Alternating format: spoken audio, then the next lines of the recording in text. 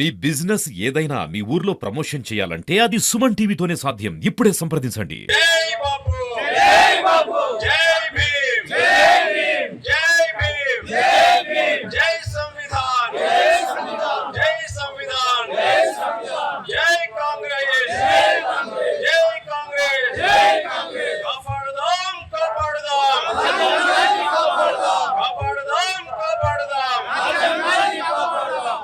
మిత్రులారా, ఏఐసిసి ఆదేశాల మేరకు పిసిసి పిలుపు మేరకు రాజన్న సిరిసిల్ల జిల్లాలోని గంభీరావుపేట మండలంలో వాడవాడల ఊర కూడా భారత రాజ్యాంగ పరిరక్షణ పాదయాత్రను చేపట్టి ఈ రోజు చివరగా గంభీరావుపేట మండల హెడ్ క్వార్టర్ లో ఈ యొక్క ముగింపు సమావేశానికి విచ్చేసిన పెద్దలు పిసిసి కోఆర్డినేటర్ ఆవేశ్ గారు, అలాగే మండల పార్టీ అధ్యక్షులు, ఈ యొక్క సమావేశ అధ్యక్షులు అమిత్ గారు, పెద్దలు పరిష హనుమల్ల గారు, రామచంద్రారెడ్డి గారు, అలాగే ఈ యొక్క సమావేశంలో పాల్గొన్న మార్కెట్ కమిటీ డైరెక్టర్లు, పట్టణ అధ్యక్షులు, దాంతో పాటు వివిధ గ్రామాల నుంచి వచ్చిన గ్రామ శాఖ అధ్యక్షులు, పార్టీలో వివిధ హోదాల్లో ఉన్న పెద్దలు, అలాగే అనుబంధ సంఘాల అధ్యక్షులు, కార్యదర్శులు, జిల్లా శాఖలో ఉన్న పెద్దలందరికీ కూడా పేరు పేరున శిరస్సు వంచి కృతజ్ఞతలు తెలియజేస్తూ, ఎందుకంటే భారత రాజ్యాంగ పరిరక్ష యాత్రను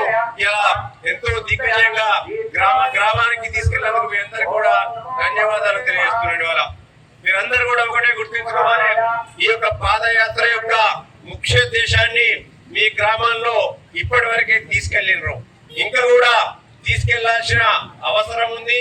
రచ్చబండ మీద మనం అందరం కూడా చర్చించాల్సిన అవసరం ఉంది. ఇవాళ ఈ భారతదేశానికి స్వతంత్రాన్ని తెచ్చింది కాంగ్రెస్ పార్టీ. ఈ భారతదేశానికి ఈ వచ్చిన స్వతంత్ర భారతదేశంలో ప్రజలందరికీ కూడా సమాన హక్కులు ఉండాలి, పౌర హక్కులు ఉండాలి, ప్రజాస్వామ్య హక్కులు ఉండాలని చెప్పి భారత రాజ్యాంగాన్ని బాబాసాహెబ్ అంబేద్కర్ రచింపజేసి ఈ యొక్క ప్రజలకు రాజ్యాంగాన్ని ఇచ్చింది కాంగ్రెస్ పార్టీ. అలాగే ఈ తెలంగాణ రాష్ట్రాన్ని కూడా ఇచ్చింది కాంగ్రెస్ పార్టీ. ఎందుకంటే ఈ యొక్క బ్రిటిష్ పరిపాలకుల నుంచి తరిమికొట్టి వాళ్ళ దాష్ట శృంఖల నుంచి మనకు విజయాన్ని తీసుకొచ్చి మన స్వతంత్రాన్ని ఇచ్చింది బాపు గారు. ఆ బాపు గారు ఈ దేశంలోని ప్రజలందరూ కూడా కులాలకు అతీతంగా, మతాలకు అతీతంగా, ప్రాంతాలకు అతీతంగా భిన్నత్వంలో ఏకత్వం, ఏకత్వంలో భిన్నత్వం అనే ఏకైక నానుడితోని ఇవాళ ఏకైక దిగుతోని ఇవాళ ఈ దేశంలో భారత రాజ్యాంగ పరిరక్షణ చేయాలన్న ఉద్దేశం కొద్దీ, వాళ్ళ హక్కులను కాపాడాలన్న ఉద్దేశం కొద్దీ ఈ భారత రాజ్యాంగాన్ని ఇవ్వడం జరిగింది. కానీ ఈ యొక్క కాలంలో 10 సంవత్సరాల పరిపాలనలో, బీజేపీ పరిపాలనలో పెద్ద కుట్రలు మోపెనయ్యారా. ఎందుకంటే వాళ్లకు మనువాద రాజ్యాంగం కావాలి.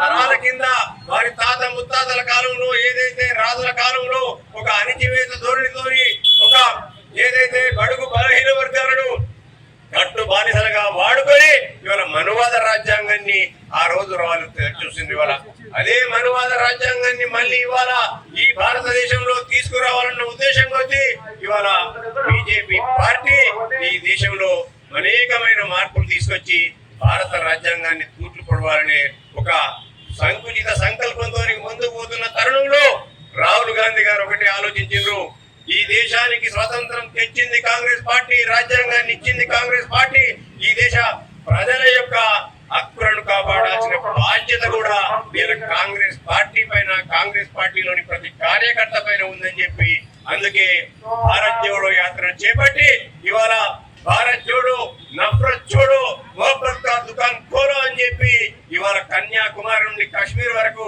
పాదయాత్ర చేసిన దానికి ఫలితమే ఇవాళ ఆ రోజు వాళ్ళు పన్నిన కుట్రల నుంచి ఇండియా భారతదేశ ప్రజలందరూ కూడా మేల్కొని ఏదైతే ఒక కుచితమైన స్వభావంతో 400 సీట్లు ఇస్తే మేము భారత రాజ్యాంగాన్ని తూట్లు పొడుస్తాం, ఇక్కడ ఉన్న ప్రజలను మళ్ళీ కట్టుబాటు చేసుకుందామన్న బీజేపీ యొక్క ఒక దుర్మార్గమైన ఆలోచనను రాహుల్ గాంధీ గారు చేపట్టిన పాదయాత్ర ద్వారా మనం అందరం కూడా విచ్ఛిన్నం చేసిన ద్వారా అదే మాదిరిగా ఆ విచ్ఛిన్నతో అక్కడితో మనం సంతృప్తి పడితే సరిపోలే. ఇవాళ భారత రాజ్యాంగాన్ని ఇంకా కూడా ఈ భారత రాజ్యాంగం ఇంకా కూడా ఇప్పటికి కూడా ఇంకా డేంజర్ జోన్లోనే ఉంది. ఆ యొక్క డేంజర్ జోన్ నుంచి కాపాడాల్సిన బాధ్యత ఈ యొక్క దేశంలోని ప్రతి పౌరుని యొక్క హక్కుల గంగమ్మను కాపాడాల్సిన బాధ్యత మన పైన ఉందని చెప్పి తెలియజేయడానికి ఈ రాజ్యాంగం.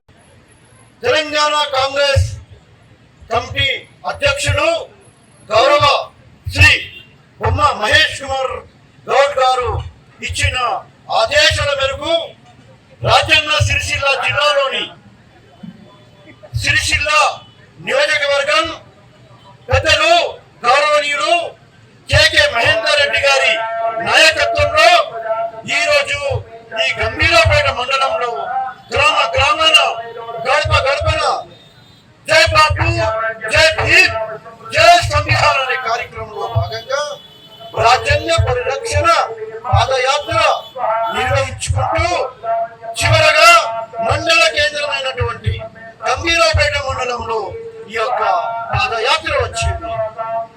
ఈ కాంగ్రెస్ పార్టీ కార్యకర్తలు నాయకులు ఈ పాదయాత్ర చేస్తున్నారు. ఈ పాదయాత్ర ముఖ్య ఉద్దేశం కేంద్రంలోని బీజేపీ ప్రభుత్వం యొక్క రాజ్యాంగాన్ని అపహాస్యం చేస్తూ రాజ్యాంగంను రద్దు చేసి కుట్ర చేస్తున్నారు. మీరు చూశారు మొన్న పార్లమెంట్ లో నియంత్రణ అమిత్ షా ఏం చేశాడు. అలాగే బీజేపీ ప్రభుత్వం స్వాతంత్రం వచ్చినప్పటి నుండి గత 10 సంవత్సరాల కన్నా ముందు వరకు చేసిన అప్పు 49 లక్షల కోట్లు. ఎంత? స్వాతంత్రం వచ్చినప్పటి నుండి మొన్నటి వరకు 10 సంవత్సరాల ముందు వరకు 49 లక్షల కోట్లు. ఈ ఘనకర్యుడు ఈ చెప్పని నుంచి ఛాతీ అని చెప్పుకొని నరేంద్ర మోడీ ఈ 10 సంవత్సరాల్లో చేసింది అప్పు తెలుసా? 205 లక్షల కోట్లు. స్వాతంత్రం వచ్చినప్పటి నుంచి 49 లక్షల కోట్లు అయితే ఇతను 10 సంవత్సరాల్లో 205 లక్షల కోట్ల అప్పు చేశాడు.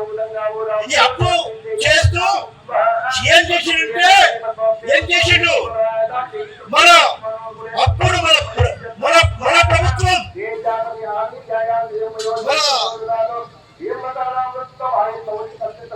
మన విదేశాల నుంచి ఇక్కడికి ఒక యాక్ట్ ఉంటుంది. ఆ యాక్ట్ ఏంటంటే మనం విదేశాల నుంచి ఏదైనా ఎగుమతి చేసుకోవడానికి మనకు కావాల్సినటువంటి మందులు కానీ మనకు కావాల్సిన యుద్ధాలు కావాల్సినటువంటి దానికి FDI అంటారు, ఫారెన్ డైరెక్ట్ ఇన్వెస్ట్మెంట్. ఆ ఫారెన్ డైరెక్ట్ ఇన్వెస్ట్మెంట్ మనం అప్పుడు ఒక మందుల పైన మన యుద్ధ సమయంలో దానిపైన మనం చేసుకుంటాం. ఎందుకు?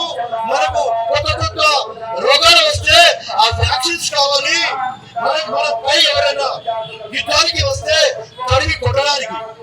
అప్పుడు నరేంద్ర మోడీ ఆ ఉన్నటువంటి బీజేపీ మాకు ఎదురుదాడి చేసిండు. ఫారెన్ డైరెక్ట్ ఇన్వెస్ట్మెంట్ తీసుకొస్తున్నారు, దేశాన్ని అమ్మేస్తారు అని. ఇప్పుడు మన ఘనకార్యుడు చెప్పని సాటి ఏం చేసిండు తెలుసా? ప్రతి రంగంలో ఫారెన్ డైరెక్ట్ ఇన్వెస్ట్మెంట్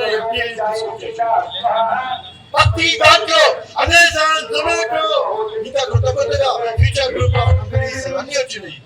అది రావడం వల్ల మన గ్రామాల్లో ఉన్నటువంటి సెల్ఫోన్ దుకాణం అయినా, ఆ బట్టల దుకాణం అయినా, కిరాణా కొట్టు ఆయనకు బిజినెస్ లేకుండా పోయింది. ఈ బిజినెస్ ఎవరు ఎక్కడికి పోతుంది? అదానికి, అమ్మానికి, చైనాకి, విదేశాలకు వెళ్ళిపోతుంది. ఒకసారి ఆలోచించండి. చూశారు, మనం కూడా ఫోన్లో కూడా ఆన్లైన్ చేసిస్తాం.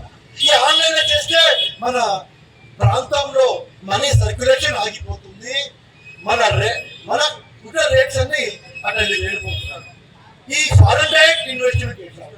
అలాగే అప్పుడు మన ప్రభుత్వంలో ఏదో 5 రూపాయలు 10 రూపాయలు గ్యాస్ సిలిండర్ పెంచితే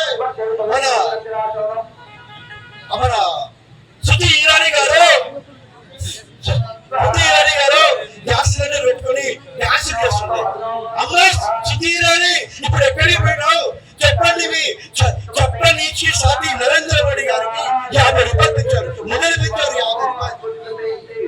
చెప్తున్నాను, నరేంద్ర మోడీ ప్రభుత్వం, బీజేపీ ప్రభుత్వం వచ్చిన 10 సంవత్సరాల్లో రైల్వే స్టేషన్ అమ్మిర్రు, రైల్వే లైన్లు అమ్మిర్రు, భారత్ సంచార్ నిగమ్ అమ్మిర్రు, LIC అమ్మిర్రు, ప్రభుత్వ రంగ సమస్యలన్నీ అమ్మిండు. ఇంకా ఏమన్నా రాష్ట్రంగా ఎర్రగొండ కూడా ఎవరో టూరిజంలకు ఇచ్చేసిండు.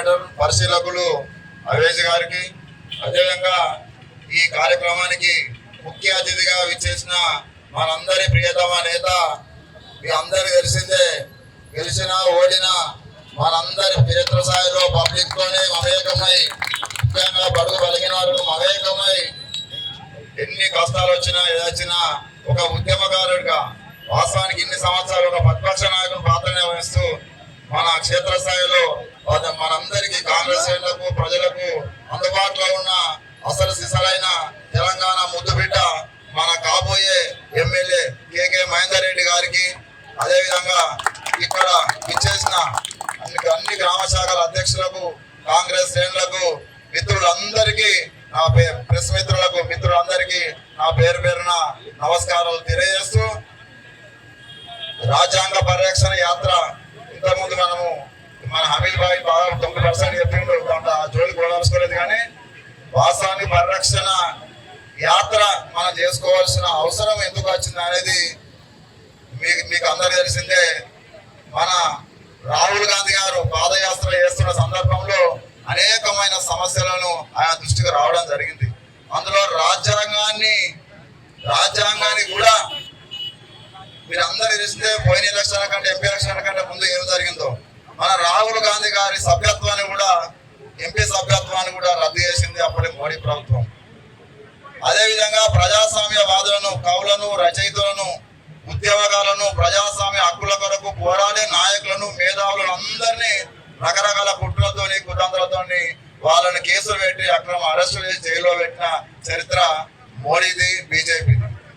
మీకు అందరు తెలిసిందే, పోయినసారి మాకు 400 సీట్లు ఇవ్వండి, 400 సీట్లు ఉండని మొత్తం దేశవ్యాప్తంగా ఎన్ని ప్రచారాలు చేసినా, వాళ్ళు ఎన్ని కుట్రలు అన్నినా భారత ప్రజలు వారికి సంపూర్ణమైన అధికారం ఇవ్వక దాదాపు మన నరేంద్ర మోడీ, చంద్రబాబు మీద, అదే నితీష్ కుమార్ మీద ఆధారపడి సంకీర్ణ ప్రాంతం ఏర్పడే పరిస్థితి వచ్చింది. దాంతోనే మనకు మన రాహుల్ గాంధీ గారి పాదయాత్ర చూసి చేతుల్లో ప్రతి మన కాంగ్రెస్ నాయకులు, అదేవిధంగా మన కాంగ్రెస్ తోని కోఆర్డినేషన్ చేసిన పార్టీలు అన్ని చేతన రాజ్యాంగాన్ని ఊని పార్లమెంట్ లో గాని, బహిరంగ సభలో గాని ఆ రాజ్యాంగం రక్షించుకుందా పరిరక్షణ దాని మీద చేసిన పోరాటాలను, ప్రచారాల వల్లనే మనము మొన్న బీజేపీని ఎన్నికలు పెట్టినాం. మనము 100 సీట్లతో ముందుకు పోయినాం కాంగ్రెస్ పార్టీగా. మిత్రులారా, మీ అందరికి తెలిసిందే, ఎంపీ ఎలక్షన్ వస్తున్నాయి అంటేనే కేంద్రంలో చైనా బార్డర్లో మనకు అక్కడ బాంబులు వెళ్తాయి, చైనా సరిహద్దులో మన సైనికుల గొడవలు అవుతాయి. మేము అందరూ గ్రహించాలి. పాకిస్తాన్ కు మనకు కూడా మధ్య ఎలక్షన్ అనుకునే ఎంపీ బాంబు బ్లాస్టింగ్లు అవుతాయి. ఇవన్నీ ఒక ఓట్ల కొరకు, అది కేంద్రంలో అధికారం కొరకే వచ్చినాయి. అది రాజ్యాంగానికి విరుద్ధంగా అవని చెప్పి మీరు అందరూ గ్రహించవలసిన అవసరం ఎంతో తెలియజేస్తూ, మన భారతదేశంలో అనేకమైన ఉద్యమాలు చూసినాం. బ్రిటిష్ వారిని తరుము కొట్టేందుకు మన దేశంలో అనేక మంది శాంతియుత మార్గాలు, సాయుధ మార్గాలు ఎన్నుకొని ఆ స్వాతంత్ర్యం నడిపే చరిత్ర మనది. మన దేశంలో అనేకమైన నక్సలైట్ ఉద్యమాలు కూడా జరిగినాయి. పీడిత విముక్తి వరకు తెలంగాణలో కూడా తెలంగాణ ఉద్యమాలు చూసినాం, జిల్లా చూసినాం. అటువంటి ఉద్యమమే ఈ భారత రాజ్యాంగ పరిరక్షణ ఉద్యమ పరిరక్షణ యాత్ర. కాబట్టి మిత్రులారా, మనం అందరము ఆలోచన చేయవలసిన అవసరం ఎంతైనా ఉన్నది. భారతదేశంలో రాహుల్ గాంధీ గారు కులగణన చేయాలి, దేశవ్యాప్తంగా జనగణన చేయాలని తీర్మానం కూడా చేశారు. ఆ కులగణన చేస్తేనే ఇక్కడ సామాజిక న్యాయం ఏర్పడుతుంది, ఎవరి వాట వాళ్ళ దక్కుతాన దాని మీద అన్ని విద్యా, ఉద్యోగ, రాజకీయ రంగాల్లో అని చెప్పి అన్ని అభివృద్ధి ఫలంలో కానీ, ఆర్థిక నిధులలో కానీ జరుగుతాయని చెప్పి మన రాహుల్ గాంధీ గారు ఆ విధంగా కులగణన చేస్తా హామీ ఇస్తా మేరకు మన రాష్ట్రంలో బీసీ కులగణన అన్ని చేసినాం. విజయవంతంగా కులగణన పూర్తి చేసుకున్నాం. బరాబర్ ఇచ్చిన మాట ప్రకారము, కామరెడ్డిలో ఇచ్చిన మాట ప్రకారము 42% రిజర్వేషన్లతోనే మనము అసెంబ్లీలో తీర్మానం చేసుకున్నాం. ఇప్పుడు ఇవాళనే శుభవార్త, మన గవర్నర్ ఆమోదం చెందింది ఆ బీసీ బిల్లు. అది ఢిల్లీకి పంపారు. ఇక వాళ్ళు ఢిల్లీలో ఈ రాజ్యాంగాన్ని ఇది చేయవలసింది.